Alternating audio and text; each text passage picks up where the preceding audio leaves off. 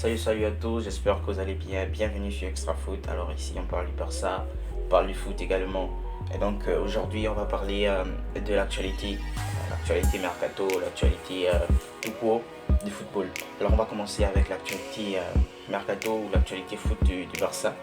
Alors le Barça, comme vous savez, le Barça est très endetté. Le Barça a des problèmes de finances, on l'a dit ici là plusieurs fois sur la chaîne. Le Barça a besoin de recevoir des liquidités, le Barça a besoin de recevoir de l'argent. Et donc, le club, voilà, le FC Barcelone, a des accords avec certains groupes, on va dire, peut-être des banques ou je sais pas, mais ils ont des accords avec des gens.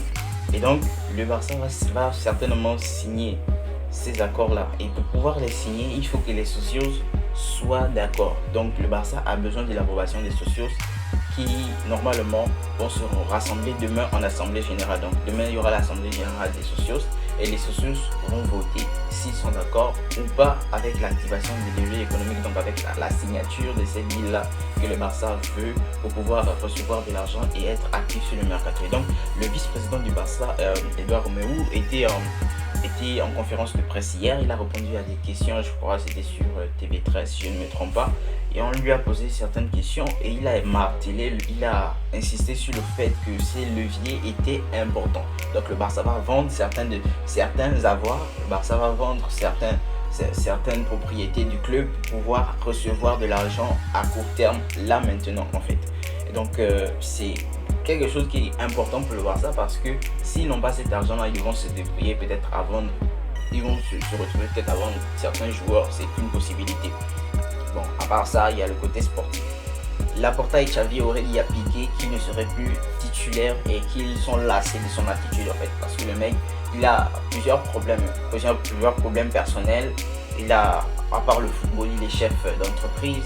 Il sort alors que donc le président et le coach estiment que ce ne sont pas des comportements professionnels et donc ils lui ont dit qu'il ne serait plus titulaire indiscutable.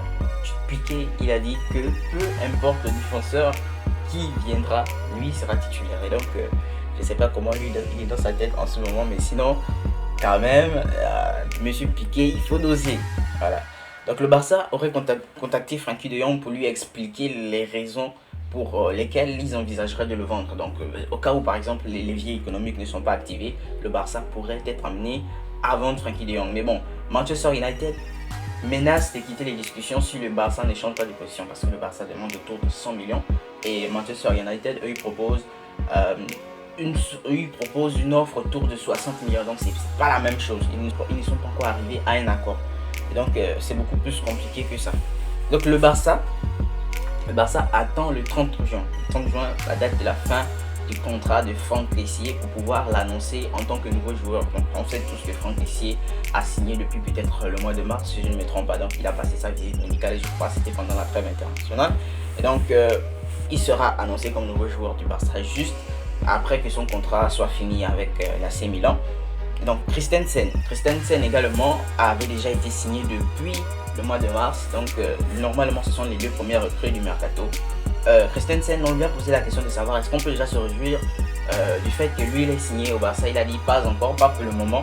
Il a dit j'ai bien envie d'annoncer cela, mais les choses ne dépendent pas de moi. Le Barça, malgré ses problèmes, le Barça malgré ses soucis financiers est toujours un grand club et a toujours cette aura là d'attirer les grands joueurs. Donc Christensen sera bientôt annoncé au Barça comme nouveau joueur. Et donc malgré le fait qu'il ait joué pour le Real Madrid, Di Maria ne trouve pas de problème particulier pour jouer pour le Barça. En fait, c'est ce qu'il a dit. Il est prêt à jouer pour le Barça.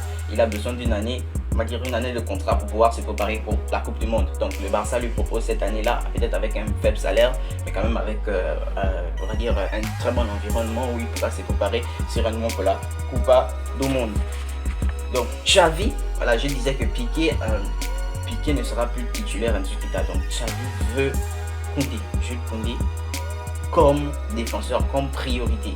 Donc Séville demande 60 millions, mais l'alternative, on va dire, si Koundé ne vient pas, l'alternative pourrait être Kalidou Koulibaly.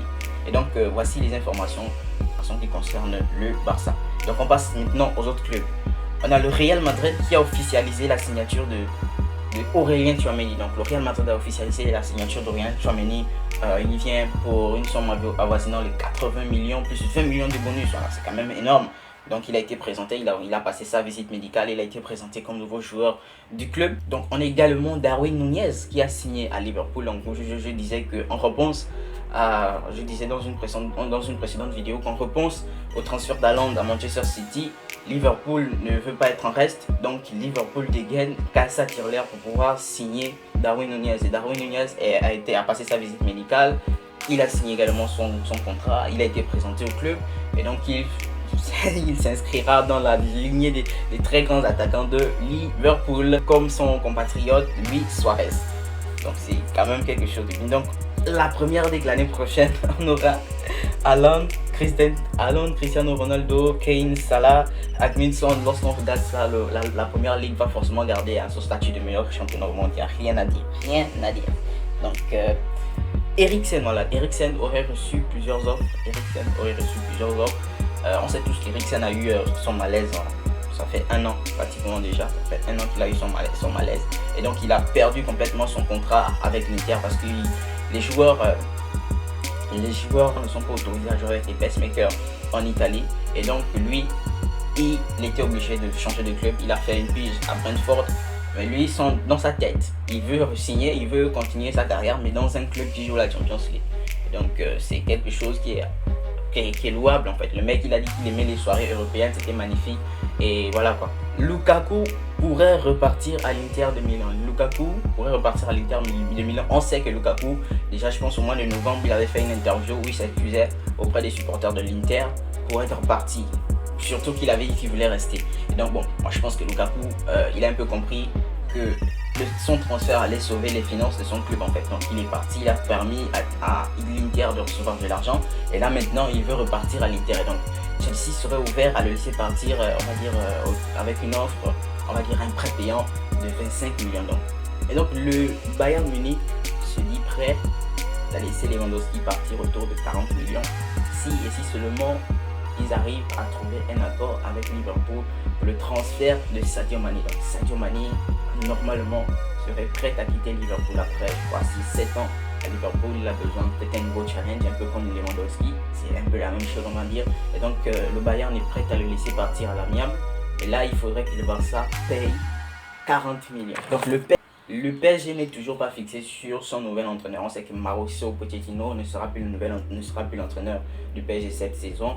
Donc le PSG a entamé les discussions avec Zidane, mais Zidane a décliné l'offre. Parce qu'il y a plusieurs raisons. Peut-être parce qu'il est marseillais, peut-être parce qu'il a en ligne de mire l'équipe de France. Mais sinon, le PSG en ce moment travaille pour récupérer Galtier. Donc c'est Christophe Galtier qui est le favori pour devenir le nouvel entraîneur du Paris Saint-Germain.